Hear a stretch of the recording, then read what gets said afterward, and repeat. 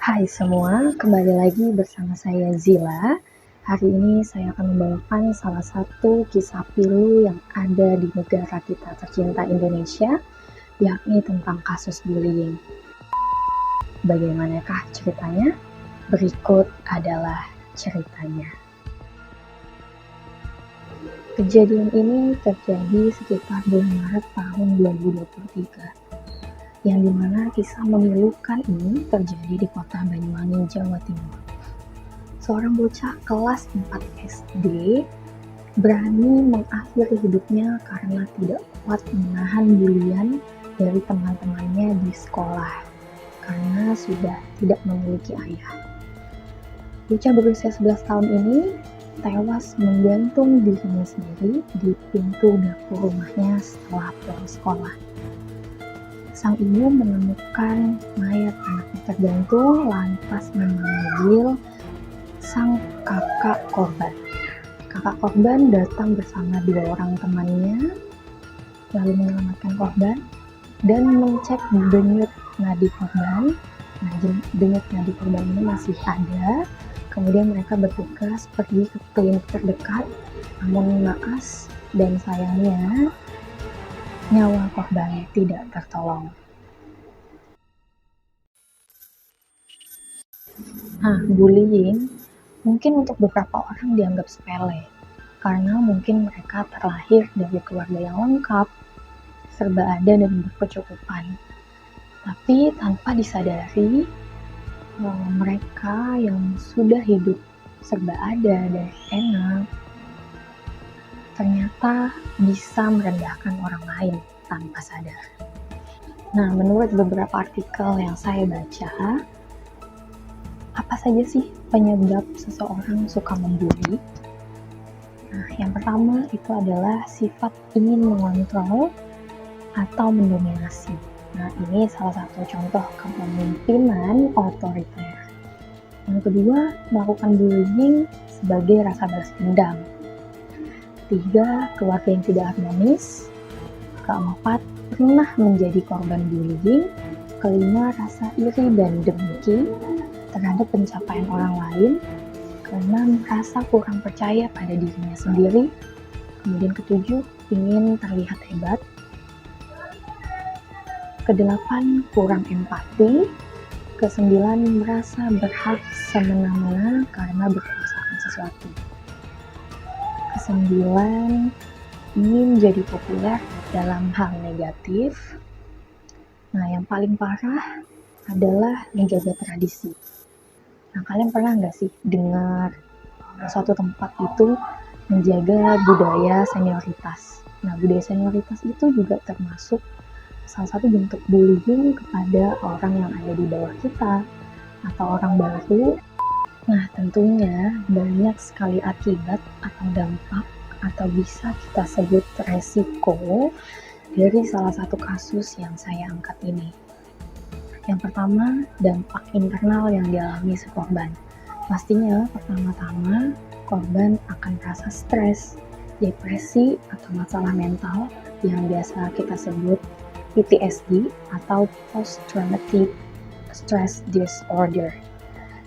Tidak percaya diri, kemudian kesepian karena tidak ada orang yang support.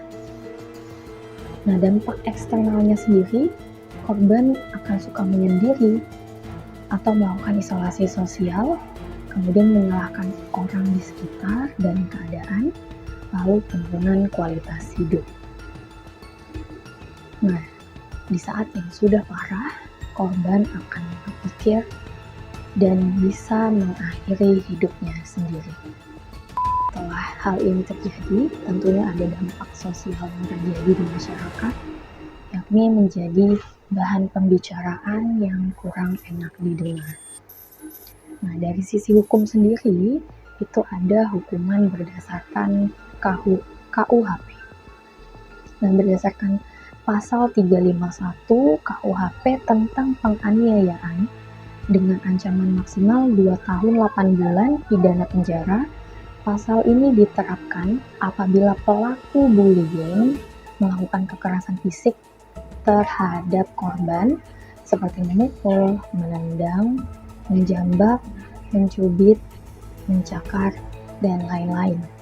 Dalam masalah ini sendiri, tidak ada kekerasan fisik yang dapat diteliti dengan jelas karena keluarga korban menolak melakukan otopsi pada jenazah korban.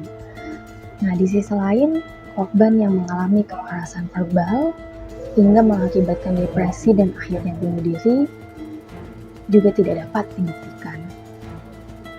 Nah, bahkan dari beberapa berita terpercaya yang saya baca, sekolah tempat korban menimba ilmu pun bahkan membantah adanya bullying di sekolah tersebut. Yang terdampak dari kasus bullying ini, yang paling pertama dan pastinya adalah keluarga korban yang ditinggalkan.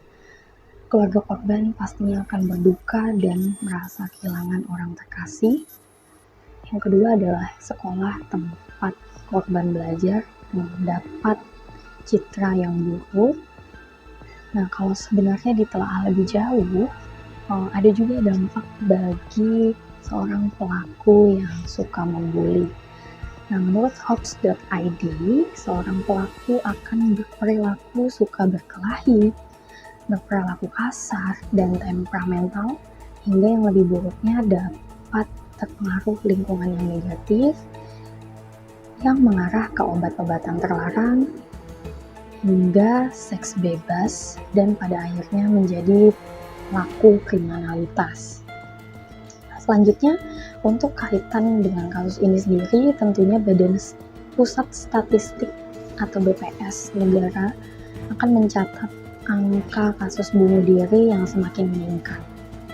Kemudian, negara seharusnya lebih peduli dan menanggulangi kasus bunuh diri, apalagi disebabkan oleh bullying. Nah, sebagai negara dengan budaya timur, seharusnya sikap ramah, tolong-menolong, dan saling menghormati itu harus selalu dan tetap dijunjung tinggi. Nah, studi kasus yang saya lakukan, kenapa kasus ini bisa terjadi? Nah, menurut artikel CNN Indonesia, yang pertama adalah karena kurangnya perhatian dan pengawasan orang tua, entah karena sibuk dan sebagainya, serta akibat dari kurang mengertinya orang tua atas tindakan bullying dikarenakan orang tua yang tidak cukup berpendidikan. Nah, seperti yang kita tahu, kasus ini terjadi di salah satu kecamatan kecil bernama Pesanggaran di Banyuwangi. Kemudian yang kedua adalah kurang perhatiannya guru, terutama wali kelas, atas keadaan murid-muridnya di sekolah. Yang ketiga adalah lingkungan di bawah umur, dalam tanda kutip belum dewasa, sehingga membuat anak lain yang melihat takut dan memilih diam. Nah, menurut salah satu artikel dari Universitas Muhammadiyah Surabaya, dosen Fakultas Ilmu Kesehatan mengungkapkan bahwa anak-anak usia sekolah masih memiliki ketidakseimbangan, kekuatan yang nyata atau yang dirasakan. Kemudian efek paling awal yang dialami korban bullying secara mental adalah kehilangan kepercayaan diri dan merasa tidak berharga, sehingga korban pada akhirnya mengalami gangguan konsep diri yang menetap. Nah, salah satu penyebab lainnya adalah perilaku bullying itu dianggap hal lumrah dan biasa dilakukan oleh anak-anak maupun remaja seusianya. Menurut psikolog Universitas Erlangga, Dr. Wiwin Hendriani, nah kasus ini seharusnya menjadi refleksi bagi pihak orang tua, guru, dan para pendamping tumbuh kembang anak yang lain untuk melakukan langkah-langkah preventif seperti pencegahan serta lebih jeli agar kasus serupa tidak terjadi lagi di kemudian hari. Tentunya yang paling pertama adalah menjaga perkataan kita sendiri. Nah, terkadang kita tanpa sadar mengatakan hal yang agak menohok sehingga membuat orang lain tersinggung atau bahkan dia merasa terbuli dan akhirnya depresi, sehingga Seperti yang kasus yang saya angkat ini, bahkan dia bunuh diri. Nah, untuk tips mencegah bullying terjadi itu, yang paling pertama adalah tanggapi kejadian yang dilaporkan dengan serius. Nah, terutama untuk orang tua dan guru, seorang anak yang sudah berani mengungkapkan isi hatinya atau mengungkapkan hal yang terjadi, itu tentunya harus diapresiasi atau ditindaklanjuti. Kemudian, hargai dan ucapkan terima kasih kepada siswa yang telah melapor. Bukan malah dia dijadikan saksi hingga mungkin dipojokkan juga. Nah, seperti itu. Kemudian, yakinkan siswa tersebut bahwa perundungan terjadi bukan karena salahnya. Ini maksudnya pada si korban. Yakinkan pada si korban hal tersebut terjadi bukan karena dia itu dirundung gitu. Kemudian tunjukkan empati. Nah, empati ini tentunya dalam bentuk apa saja, terutama support. Karena support itu paling penting. Kata-kata kita yang bisa menyemangati orang lain itu bisa jadi sangat berkesan dan bisa membuat hidup mereka lebih baik lagi. Kemudian bantu anak yang dirundung untuk membela dirinya sendiri. Nah, terkadang apa yang terjadi di hidup kita itu memang sudah takdir Tuhan. So, kita harus menerima dan juga membela diri sendiri, atau bahkan kita melihat hal tersebut terjadi, kita harus bantu bela, dan ya itu memang kenyataan yang terjadi di dalam hidupnya. Seperti yang terjadi dari kasus ini, anak tersebut dirundung karena merupakan anak yatim. Nah, memang itu kenyataan. Seharusnya memang orang di sekitar, terlebih lagi dari beberapa berita yang saya baca, memang ibunya merasa bahwa anaknya itu beberapa kali bercerita bahwa dia dikata-katain teman-temannya di sekolah karena sudah tidak memiliki ayah. Namun karena orang di desa itu menganggap itu hal biasa, hal remeh, dan ternyata anaknya bisa berpikiran untuk bunuh diri. Jangan sampai itu terjadi kepada kita ya teman-teman. Nah, dari kasus bullying ini yang notabene adalah hal negatif, itu ternyata ada dampak positifnya nih teman-teman. Nah, tapi hal ini bisa terjadi jika si korban itu atau orang yang terbully itu memiliki pemikiran yang sudah dewasa dan dikelilingi oleh orang-orang yang suportif, sehingga orang-orang suportif itu bisa mensupport akan dirinya. Nah, so korban itu akan bisa lebih termotivasi dan juga lebih mandiri dan keluar dari zona nyaman. Nah, teman-teman, ada 7 hal yang bisa kita lakukan untuk mencegah bullying itu terjadi. Nah, yang pertama adalah tunjukkan prestasi. Nah, maksudnya di sini mungkin orang yang membuli kita itu sudah hidup enak, berkecukupan, dan punya keluarga yang lengkap, tapi kita diberikan Tuhan kelebihan untuk bisa berprestasi di sekolah, so kita harus memanfaatkan hal itu, bukan malah down. Nah, yang kedua itu jalin pertemanan dengan banyak orang. Nah, ini kembali lagi tadi dikelilingi orang-orang suportif. Nah, dikelilingi orang-orang suportif ini sangat penting teman-teman, karena orang-orang yang support akan diri kita tentunya akan bisa membantu kita di saat kita jatuh, di saat kita lagi lemah, dan bisa mensupport kita untuk bangkit lagi. Nah, yang ketiga adalah tumbuhkan rasa percaya diri. Nah, rasa percaya diri ini adalah percaya akan kemampuan kita. Kita harus tahu bahwa memang manusia itu diciptakan dengan kelemahan dan kelebihan pastinya. Nah, kemudian yang keempat itu tidak terpancing untuk melawan. Nah, untuk di dalam keadaan terbuli sendiri mungkin kita bisa melawan dalam bentuk verbal, tapi bukan berarti verbal negatif juga. Nah, tapi untuk lebih baiknya sih kita lebih baik menjauh dari keadaan tersebut. Walaupun kita yang terbuli, misalnya kita lebih baik pergi dari keadaan itu. Nah, kemudian yang kelima adalah jadikan bulian sebagai penyemangat untuk sukses. Nah, ini terjadi sendiri sih di Zila ya teman-teman, karena seperti yang kalian tahu, Zila ya I cannot spell R in Indonesia. So ini jadi penyemangat Zila sendiri untuk bisa lebih bagus dan lebih baik di bahasa Inggris, karena ya we know that English we not spell R like in Indonesia, right? Ya begitulah teman-teman. Jadi lebih baik kelemahan kita itu bisa menjadi kelebihan kita di lain hal gitu ya. Kemudian yang keenam adalah jangan menunjukkan sikap takut atau sedih. Nah mungkin ya pertama-tama pada saat itu terjadi, seperti Zila dulu waktu SD, ya awal-awal itu terjadi pastinya juga ya takut dan nangis gitu ya, sebagai anak kecil itu hal lumrah juga. Nah tapi ya itu tadi, kembali lagi dikelilingi orang-orang suportif dan paham akan keadaan kita itu memang penting sih teman-teman ya. Soal Zila dulu ada punya bestie gitu ya, bestie teman sebangku waktu SD.